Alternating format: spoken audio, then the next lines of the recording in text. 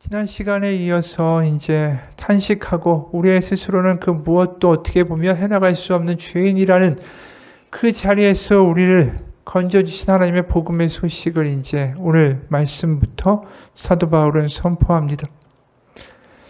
전에 이야기했듯이 우리가 죄인이라는 사실, 그 자체가 사실은 우리가 얼마만큼 그 아버지의 마음을 속썩이고 있는 그 엉망인 자식인가 탄식하는 데서부터 우리의 이제 죄, 우리의 변화가 시작된다라고 이야기했어요. 그러니까 우리가 흔히 교회에서 나는 죄인입니다 라는 이야기가 많이 고백되죠. 그런데 그 죄라는 게 과연 구체적으로 무엇일까에 대해서 우리가 잘 생각해 볼 필요가 있다라는 거죠. 그냥 내가 어떤 도덕적인 죄, 남을 속이는 죄, 누구에게 분노한 죄, 누구를 욕한 죄, 이런 여러 가지 행동을 기준으로 한 죄도 죄라고 말할 수 있겠지만, 이 율법으로 말하면 유대인들이, 특히 바리새인들은 그런 것을 하지 않았다, 자신들을 의롭다라고 말한 거 아닙니까? 그런데 하나님의 의롭다는 이 행위 기준이 아니라는 거죠. 무엇이 기준입니까?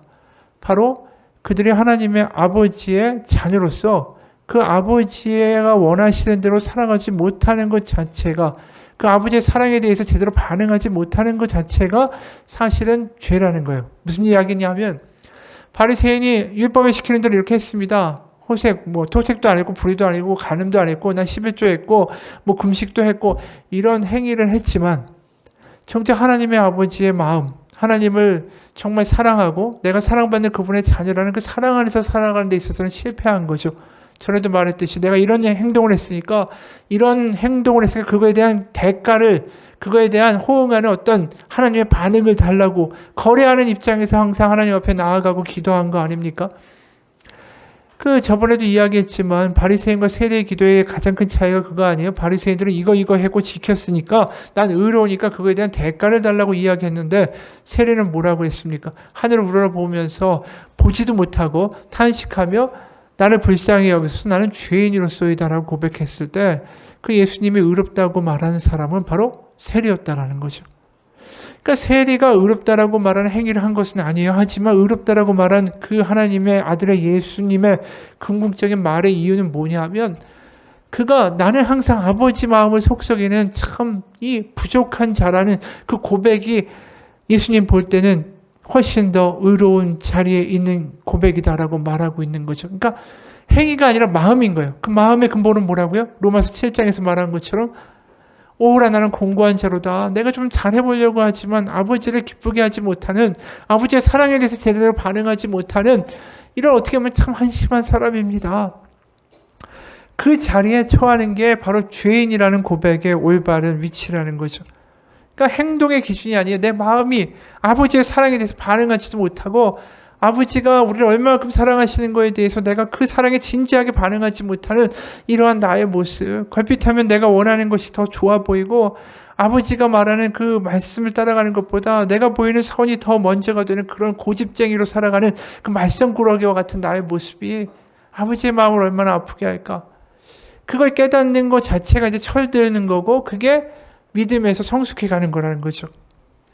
그러니까 죄라는 거 항상 뭐냐면, 내가 아버지를 마음을 아프게 하고 있다는 것을 깨닫게 하는 게 결국 율법이고, 그 율법을 내가 경험할 때마다 내가 참 부족하다라는 걸 느끼게 된다는 거죠.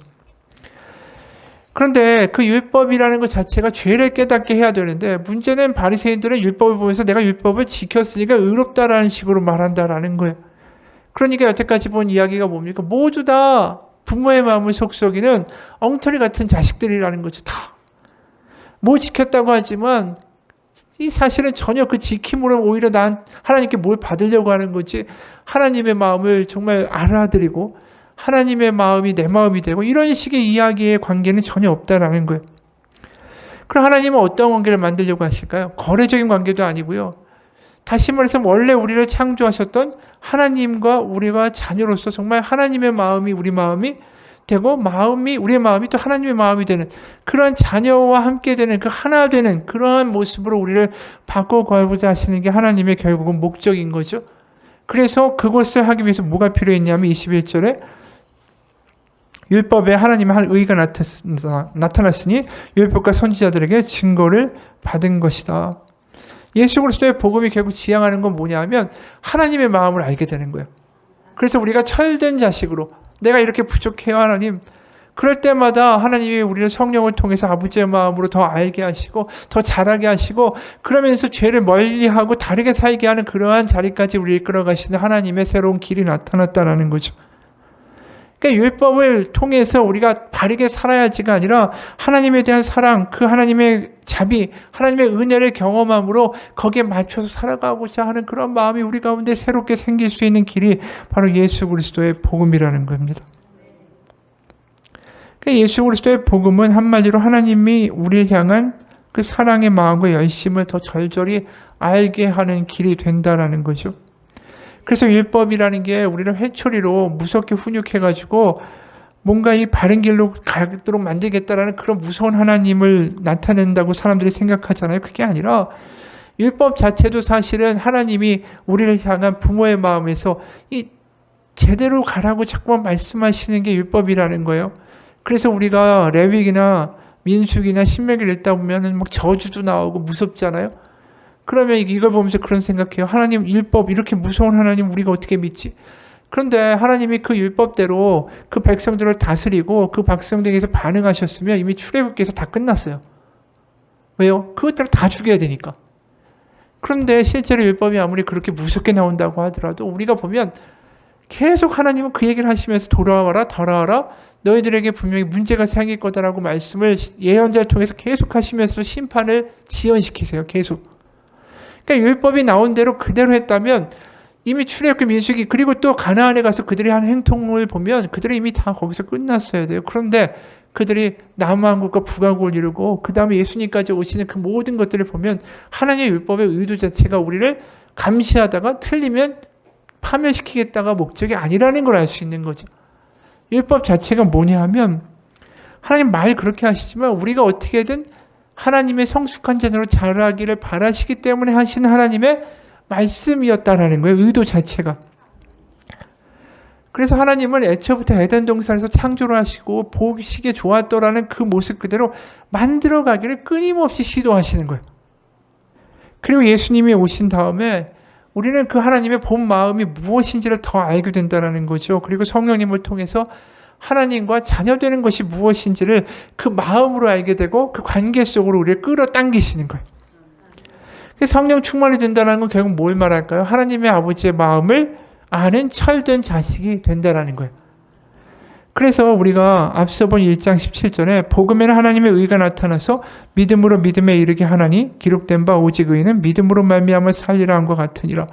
이게 뭐 암호같이 보이지만 결국 복음에는 뭐가 나타난다고요? 하나님의 의가 나타나는데 하나님의 의는 무엇이냐면 결국 하나님의 신실하심이에요. 변하지 아니하심.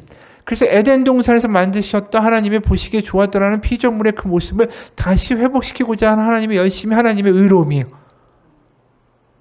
근데 그 하나님의 열심이 결국은 뭐가 되냐면 믿음으로 믿음에 이르게 한다고 그랬어요. 전에 얘기했지만 믿음, 앞에 나오는 믿음 무조건 하나님의 믿음이고 뒤에 나오는 믿음 우리의 믿음이에요.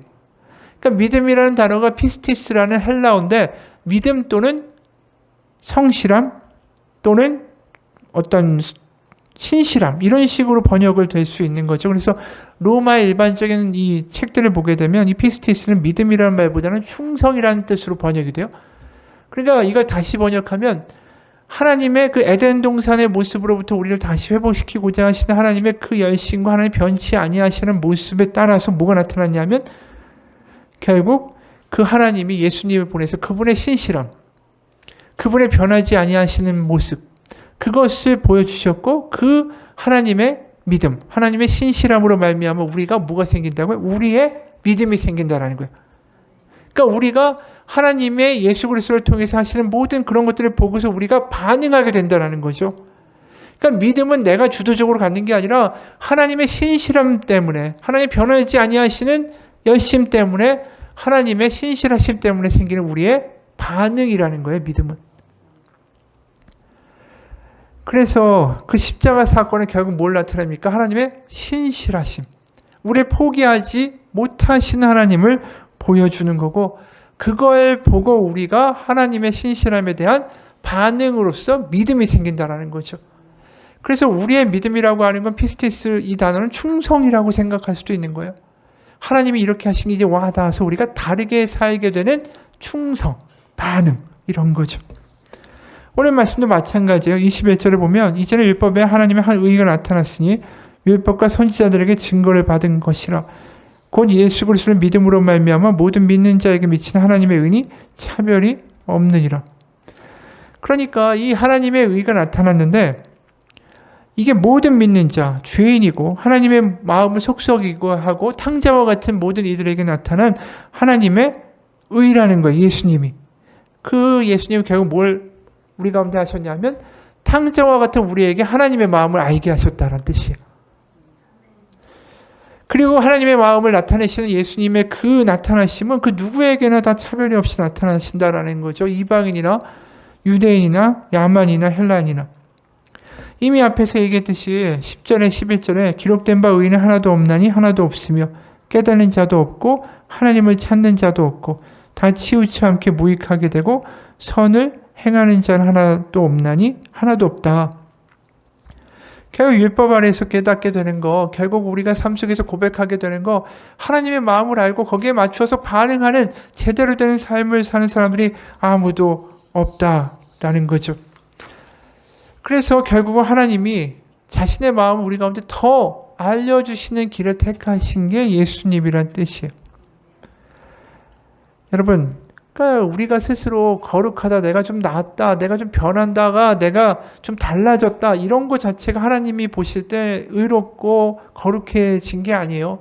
우리가 하나님의 마음을 알고 그 마음에 맞춰서 정말 우리의 행동과 삶이 조금씩 변화되기 시작할 때 하나님은 그것을 거룩하다라고 하신다라는 거죠. 그러니까 하나님의 마음을 모르면, 부모의 마음을 모르면 철이 들 수가 없어요. 그러다 보니까 자꾸만 바리새인들은 이상한 이야기만 하게 되는 거죠. 우리를 불쌍히 여기신 하나님의 마음, 그거랑 아랑 것 없이 그저 내가 이거 했으니까 이것만 달라는 3살짜리 아이하고 똑같아요. 내가 시키는 대로 이거 했으니까 이거 줘야지 왜 안 주냐고 따지기만 하는 아이 같다라는 거죠. 하나님이 그 따지는 아이한테 주는 게, 부모가 주는 게 선일까요? 그렇지 않죠. 그 아이에게 좋은 것, 가장 선한 게 무엇인지는 아버지, 부모님이 아는 거니까. 그런데도 그 3살, 6살짜리 같은 아이는 이거 했는데 왜 안 주냐고 땡깡만 부리는 식인 거예요. 그게 바리새인이 율법을 가지고 하나님 앞에 나아가는 것이죠. 여러분, 전에도 얘기했지만 우리에게 모든 신앙의 출발점은 로마서 7장 14절부터 24절에 나와 있는 이 부분이에요. 우리가 율법은 신령한 줄 알거니와 나는 육신에 속하여 죄 아래 팔렸도다. 내가 행하는 것을 내가 알지 못하노니 곧 내가 원하는 것은 행하지 아니하고 도리어 미워하는 것을 행함이라. 오라 나는 공고한 사람이로다. 이 사망의 몸에서 나를 누가 건져내랴. 여러분, 우리가 이런 탄식으로 할 때 내 힘으로 도저히 안 된다는 것을 이제 고백하게 될 때, 그럴 때 하나님의 사랑이 더 크게 느껴지는 거예요. 여러분, 하나님의 은혜가 가장 크게 느껴질 때가 언제인지 아십니까? 우리가 바닥으로 떨어졌을 때. 우리가 내 힘으로 하나님을 정말 기쁘시게 할 능력이 없고 내 힘으로는 하나님 마음에 철드는 사람처럼 살지 못하는 이 부족한 나의 모습을 보면서 하나님 앞에서 늘 탄식할 때, 그때 하나님의 은혜가 우리 가운데 부어지는 거예요. 여러분, 내가 먹고 살만하고 내가 좀 잘 믿는 것 같고 내가 기도를 근사하게 하는 것 같고 내가 신앙생활 좀 하는 것 같다고 할 때 은혜가 있습니까? 은혜가 없어요. 오히려 하나님 늘 부족하고 참 연약한 저입니다. 하나님 없이는 제가 살아갈 수 없다라는 고백을 할 때, 그때가 하나님 보실 때 가장 의로운 거예요. 그리고 아빠의 마음이 가장 격동할 때가 그 불쌍한 자식을 볼 때 가장 그런 거 아니겠어요? 부모가 볼 때 늘 이 답답하단 말이에요. 답답한데도 자기가 답답한 아이라는 걸 모르고 맨날 와서 따지기만 하는 자식하고, 정말 답답한 자식인데 와가지고 아버지 어머니 제가 부모님 속을 너무 썩였네요. 제가 좀 잘해보고 싶은데 잘 안 되네요. 좀 도와주시면 안 될까요? 저도 좀 아버지 어머니 마음에 드는 자식이 되고 싶어요. 이런 얘기할 때 그게 부모 마음으로서는 가장 감동되는 이야기 아니겠어요? 그게 하나님과 우리의 관계도 마찬가지예요. 그 고백이 없어요. 그냥 하나님 뭐 해달라는 이야기 하든가, 하나님 제가 이렇게 드렸고 이렇게 하면 이렇게 해주시고 아니면 뭐 하나님 앞에 계속 뭐 이런 거래적인 믿음을 가지고 나아갈 때 이게 무슨 변화가 있겠어요? 하나님을 아버지로 대하고 하나님은 우리를 자녀로 삼으시는 그 관계 안으로 우리가 들어갈 때 우리의 믿음은 완전히 달라진다라는 거죠. 그리고 하나님과 우리의 관계가 올바른 아버지와 자녀의 관계가 됐을 때, 그리고 그것이 부모와 나의 관계도 될 수 있는 거죠. 거꾸로 말하면 내가 부모님과의 관계가 엉망이면 하나님과의 관계도 잘 안 돼요.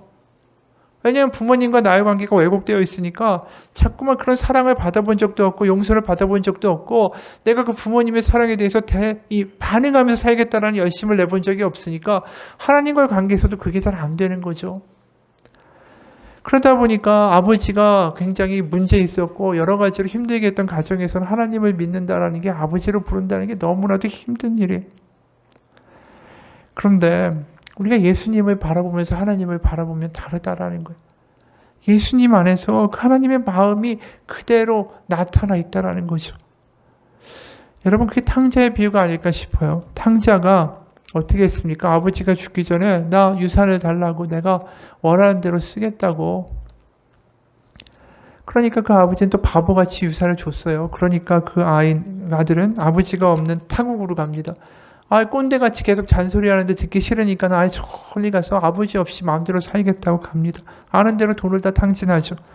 그리고 어떻게 됩니까? 누가복음 15장 14절부터 19절 보면 다 없앤 후에 그 나라에 크게 흉년이 들어 그가 비로소 궁핍한지라. 가서 그 나라 백성 중 한 사람에게 붙여 사니 그가 그를 들로 보내어 돼지를 치게 하였는데 그가 돼지 먹는 쥐업 열매로 배를 채우고자 하되 주는 자가 없는지라. 이에 스스로 돌이켜 이르되 내 아버지에게는 양식이 풍족한 품꾼이 얼마나 많은가. 나는 여기서 줄여 죽는구나. 내가 일어나 아버지께로 가서 이르기를 아버지, 내가 하늘과 아버지께 죄를 지었사오니 지금부터는 아버지의 아들이라 일컬음을 감당하지 못하겠나이다. 나를 품꾼의 하나로 보소서 하리라 하고 이 일어나서 아버지께로 돌아가니라. 탕자가 스스로 일어나서 돌이켜서 아버지 집으로 가죠. 그리고 알듯이 탕자를 본 아버지는 바보처럼 그 아들이 죽은 아들인데 살아왔다라면서 기뻐하죠. 그리고 잔치를 베풀어요. 그리고 일어나는 일이 20절부터 24절입니다. 아직도 거리가 먼데 아버지가 그를 보고 치근히 여겨 달려가 목을 안고 입을 맞추니 아들이 이르되 아버지, 내가 하늘과 아버지께 죄를 지었사오니 지금부터는 아버지의 아들이라 일컬음을 감당하지 못하겠나이다 하나. 아버지는 종들에게 이르되 제일 좋은 옷을 내어다가 입히고 손에 가락지를 끼우고 발에 신을 신기라. 그리고 살찐 송아지를 끌어다가 잡으라. 우리가 먹고 즐기자. 이 내 아들은 죽었다가 다시 살아났으며 내가 이뤘다가 다시 얻었노라 하니 그들이 즐거워하더라. 이 고백 중에 이런 게 있죠. 아버지께 죄를 지었사오니 지금부터는 아버지의 아들이라 일컬음을 감당하지 못하겠습니다. 이게 아까 말한 바리새인과 세리의 비유의 세리의 고백인 거예요. 바리새인은 나는 아들입니다. 내가 이렇게 했으니까 아들의 자격으로서 모든 걸 갖췄으니까 나한테 유산을 주고 내가 원하는 거 달라고 이야기한 거고, 세리는 뭐라고 그랬습니까? 저 불쌍히 여겨달라고, 저 아버지의 자식이라고 감당도 못하고 말도 못하겠다고. 그거예요. 똑같은 모습이 지금 탕자에게 나타난 거죠. 그런데 이런 잔치가 일어났어요. 그러니까 큰아들은 어떻게 합니까? 큰아들한테는 아주 끔찍한 소식이 된 거죠. 왜요? 재산을 축내는 아들이 이제 와서 자꾸만 이 집에 돌아다니면 결국 이제 나머지는 다 내 재산 아니에요? 내가 유산으로 받을 건데. 잔치까지 벌여. 그러면 그거 내 재산 가지고 저 탕자한테 먹이고 잔치 벌이는 거 아니냐는 생각이 드는 거죠. 그래서 25절부터 30절에 보면 이렇습니다. 맏아들은 밭에 있다가 돌아와 집에 가까이 왔을 때 풍악과 춤추는 소리를 듣고 한종을 불러 이 무슨 일인가 물은데 대답하되 당신의 동생이 돌아왔음에 당신의 아버지가 건강한 그를 다시 맞아들이게 됨으로 인하여 살찐 송아지를 잡았나이다 하니 그가 노하여 들어가고자 하지 아니하거늘 아버지가 나와서 권하는데 아버지께 대답하여 이르되 내가 여러 해 아버지를 섬겨 명을 어김이 없거늘 내게는 염소 새끼라도 주어 나와 내 벗으로 즐기게 하신 일이 없더니 아버지의 살림을 창녀들과 함께 삼켜버린 이 아들이 돌아오매 이를 위하여 살찐 송아지를 잡으셨나이다. 우리가 탕자의 비유를 잘 알지만 여기서 아버지는 하나님이에요. 탕자는 우리겠죠. 거기에서 비유에 예수님이 없어요. 그렇죠? 그러면 이 예수님은 도대체 이 탕자에 비유해서 어떤 존재로 등장할 수 있을까요? 어떻게 보면 맏아들의 모습인 거예요. 하나님의 독생자 아들. 그런데 이 맏아들, 여기 비유에 나오는 아니 어떻게 그 탕자에게 잔치를 베풀어 줍니까? 나한테는 잔치 한번 베풀어 준 적 없더니 이런 맏아들이 아니라 예수님은 맏아들로서 어떤 일을 하신 거냐 하면 바로 그 돼지우리에 앉아있는 그 탕자에게 찾아간 맏아들의 모습인 거예요. 가서 무슨 이야기를 합니까? 아버지가 너 기다리신다고. 아버지가 매일마다 저 멀리서 오는 사람이 있나 매일 바라보신다고. 여기 돼지우리에서 돼지 먹는 취업 열매로 배를 채우고자 할 때 주는 이도 없다고 하는 그러한 상황에 처해 있는 탕자에게 그 상황에 뛰어들어오셔서 아버지에게 가자고 말하는 그 맏아들의 모습이 예수님이라는 거예요. 바로 그 자리에서 그 탕자는 예수님이 오셨으면 무슨 이야기를 듣겠습니까? 아버지가 기다리신다고. 매일매일. 그리고 아버지 집으로 그 맏아들 예수님과 함께 손을 잡고 갔을 때 아버지 집에 큰 잔치가 열리는 거죠. 그게 예수님의 자리였던 거예요. 여러분, 탕자와 같은 우리를 위해서 그 아들을 보내신 아버지, 그분이 우리 하나님 아버지입니다. 그래서 예수님을 통해서 우리한테 뭘 얘기하신다고요? 아버지가 널 버리시지 않았다고. 너를 기다리신다고. 그 얘기 해주려고 이 돼지우리 같은 이 땅에 하나님의 아들이 오신 거예요. 돼지우리에 앉아가지고 먹을 것 없이 비참한 삶을 살고 있는 그 모습, 그게 우리고 그 돼지우리까지 오신 게 예수님이라는 거죠. 우리가 예수님에게 와달라고 한 게 아니에요. 우리가 죄인 되었을 때 하나님께서 그 아들을 죽이셔서 그 하나님의 사랑을 우리 가운데 확증하신 거 아닙니까? 우리 가운데 예수님을 보내셨어요. 그리고 예수님을 보면서 우리가 뭘 해야 된다고요? 반응해야 되는 거죠. 그게 믿음이라는 거예요. 그래서 하나님이 어떠한 분이신지를 알아 누리는 게 믿음인 거예요. 그러면 우리가 믿음에서 믿음으로 이른다 할 때 그 믿음 뭐예요? 그 아들을 보내시기까지 하신 하나님의 변치 않는 신실함인 거예요. 그게 하나님이 의롭다라고 말씀하는 이유예요. 하나님 안 변하시는구나. 하나님이 정말 태초에 창조하시고 보시기에 좋았더라. 탕자를 낳고 나서 너무 기뻐했던 그 감격을 잊지 않기에 탕자가 개판돼서 나갔는데도 그 아들을 잊지 않는다라는 건 그거랑 똑같은 거예요. 지금 이야기가. 그리고 우리는 모두 다 죄인이다. 어떤 사람들이라고요? 탕자처럼 막 나와서 지 멋대로 살고 지금 즐기는 사람도 있겠죠. 누군가 돼지우리에 앉아있는 사람들도 있는 거예요. 아직도 막 좋아 세상이 좋아 야 뭐 하나님 믿냐 웃기고 있네 이런 사람도 있는 거고 탕자처럼 지금 어느 순간에 돼지우리에 앉아있는 사람도 있는 거고 그 누구에게나 예수님은 다가오시죠. 계속해서 우리 가운데 외치시는 말은 아버지가 기다리신다. 그 말 하나요. 우리가 하나님께로 돌아갈 수 있는 길, 그 길을 열어주시는 것이 예수님이에요. 우리는 어떻게 간다고요?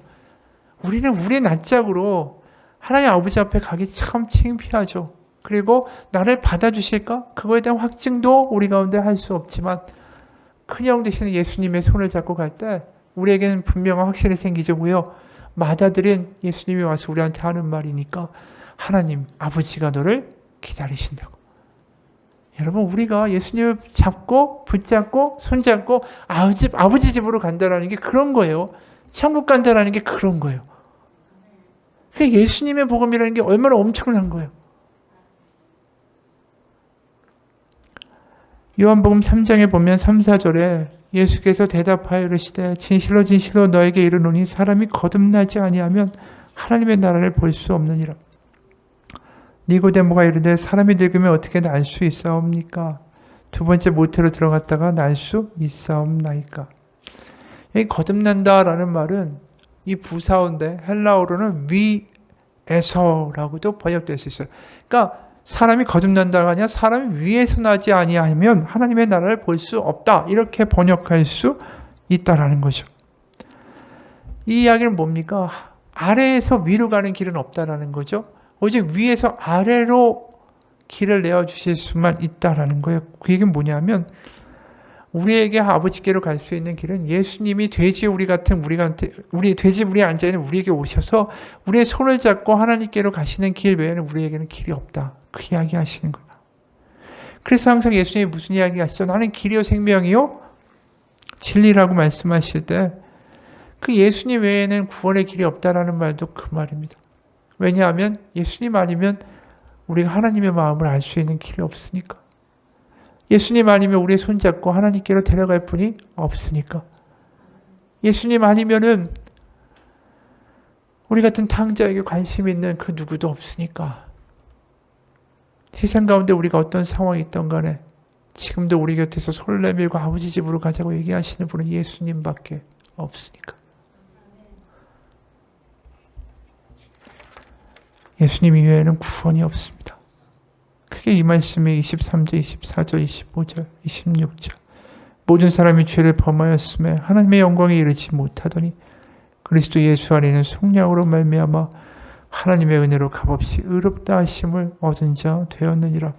이 예수를 하나님이 그의 피로써 믿음으로 말미암는 화목제물로 세우셨으니 이는 하나님께서 길이 참으시는 중에 전에 지은 죄를 간과하심으로 자기의 의로우심을 나타내려 하심이니 곧 이때에 자기의 의로우심을 나타내서 자기도 의로우시며 또한 예수 믿는 자를 의롭다 하려 하심이라. 말은 어렵습니다.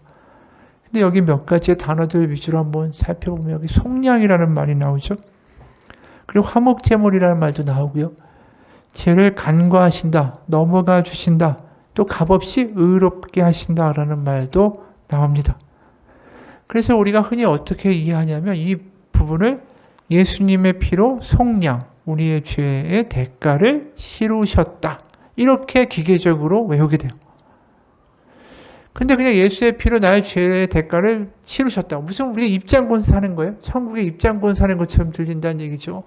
예수 천당 불신지옥 이런 식으로 그냥 요약을 해버려요. 근데 그게 아니라 탕자의 이 비유의 관점에서 보면 예수님이 어떤 역할을 하셨냐면 아버지와 우리의 화해의 다리를 놓으신 거예요. 아버지와 아들로서의 관계가 회복되는 역할을 하신 게 예수님이라는 거예요.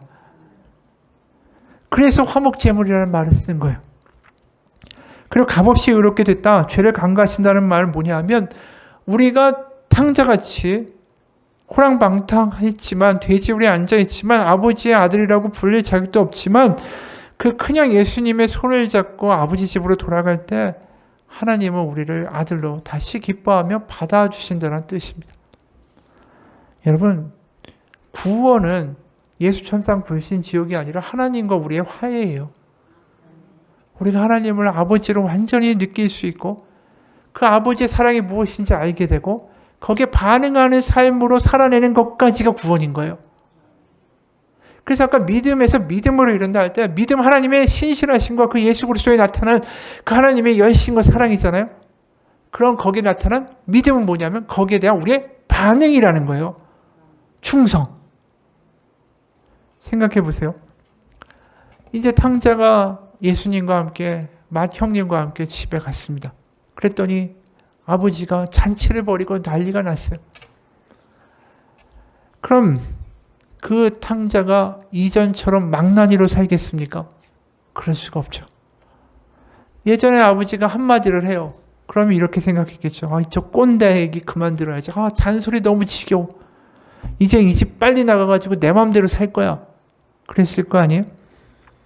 근데 탕자가 이제 돌아와서 아버지 집에 살게 됐을 때 아버지가 하는 모든 이 훈계나 이야기가 잔소리나 꼰대 이야기로 들릴까요? 아니에요. 사랑의 이야기로 들리는 거예요. 그때부터. 나를 위한 이야기구나. 나를 얼마나 사랑하면 저런 이야기를 할까? 나를 사랑하는 게 확실하니까 저건 나를 위해서 하는 말 아닐까? 이렇게 들려진다라는 거죠. 그리고 이제 아버지라고 부를 때마다 옛날에 아버지라고 부를 때마다 짜증났을 거예요. 근데 아버지라고 부를 때 탕자는 이제 어떻게 될까요?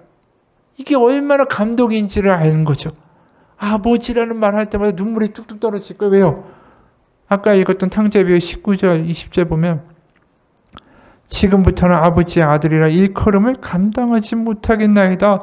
나를 품꾼의 하나로 보소서 하리라 하고 돌아갔던 거예요. 그러니까 돌아가면서 내가 아버지라고 다시 부를 수 있을까? 이 생각을 하면서 돌아간 거죠. 돌쇠야, 마당쇠야 이런 이야기나 들어야 될 것 같았는데 노예가 아니라 아들이라고 기뻐하는 아버지를 볼 때, 그리고 너 아들이라고 이야기할 때 이제 탕자가 돌아가서 아버지라고 부를 때마다 마음에 감격이 있는 거죠.